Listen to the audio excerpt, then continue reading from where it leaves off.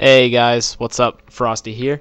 After seeing the unboxing video last night, I'm figured you guys are probably more interested in what is actually in the game once you turn it on. So this video, I'm just gonna showcase some of the modes and features, along with a couple of the online features as well, just so you get a feel for what you're in for if you do decide to pick up the game. Here you have your options menu and your BGMs menu. You could actually select songs from the game and just play them during the title screens. There's also a trophy just for changing the BGM while you're on the title screen. It's kind of silly, but if you go in there and change the song once, you get it. This game has made a lot of positive strides compared to the fourth game. The only downside is the story mode in this game, which is very unfortunate, to say the least. Character creation, if you're familiar with Soul Calibur, the character creation hasn't changed much. You could basically create from a normal character, basically redressing them, or you can create a completely original character using, the different fighting styles, just like the old games. So there's not too much new with this. The only difference in this one is there's a bit more customization in terms of your character size, the features that you're given, along with voice, and there's a lot more unlockable equipment to get throughout the game by leveling up and whatnot. So there's nothing bad about the character creation. It's just as cool and in-depth as it was in 4, so that's definitely a plus. Especially once you get really into the game and you get good at it, you can take those characters online and play with them online in ranked matches and things of that sort, so it's kind of cool.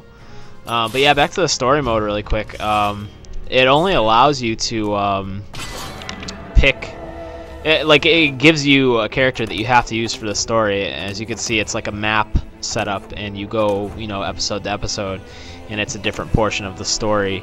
But it's the arcade mode in this game is non-existent in terms of each character having their own sub-story.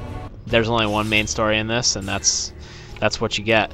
So you have to use the characters they give you and things like that. So arcade story is non-existent anymore. You get your offline play here. You can, your classic 6-stage arcade. Quick battles for multiplayer, and just jumping right into a game. There's of course training, just like every other fighting game has. And the Legendary Souls is another mode I haven't unlocked yet, but it's kind of like, I believe it's like the tower from Soul Calibur 4, I'm assuming. You go through different trials.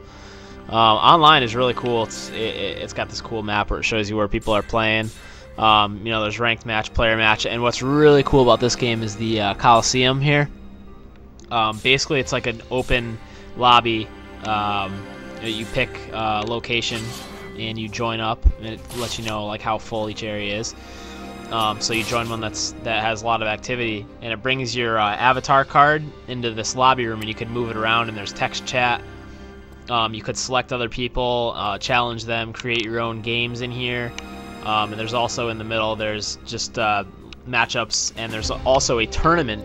They're running tournaments, and the date when you scroll over it is actually listed for how long the tournament's going to go for, and when it ends and all that stuff, which is really cool. So you could just hop online and just join up a tournament, and they have tournament rankings and everything like that, so you can just select it and go in there.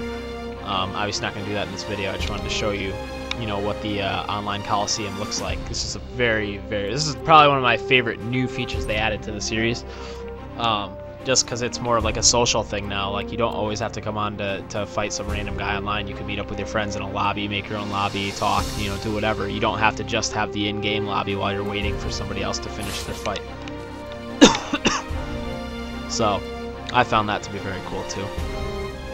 But like I said before, everyone's knocking the game because of the story. IGN gave it a 7.5, which is kind of silly, and it's like everything they did with the game is a positive change, with the exception of the story. But who is playing? If you don't know the story of Soul Calibur by now, who's gonna buy the game for the story? Like, it's all about playing with your character, your created characters online, and playing against people. And the fact that they added tournaments and all this other stuff online only makes that even better. You have all these soul links. You can have up to 3 rivals, which are people you can play against online, and if you put them as your rivals, you can compare your stats with them, and you know, it's like a rivalry. Your personal card, your player license, has all your stats on it, just like any other kind of like in-game license that you would have. You get your customizable avatar, you know, your location, favorite characters, you know, all that good information, you know, who you play with the most. Kind of like a Marvel vs. Capcom 3 type card there. You could also take screenshots of your created characters and make those your avatar cards as well. Titles, there's a ton of titles in this game, 18 pages worth of them. You get them through doing different events, fighting people online, you know, obtaining different things, like doing different things during fights.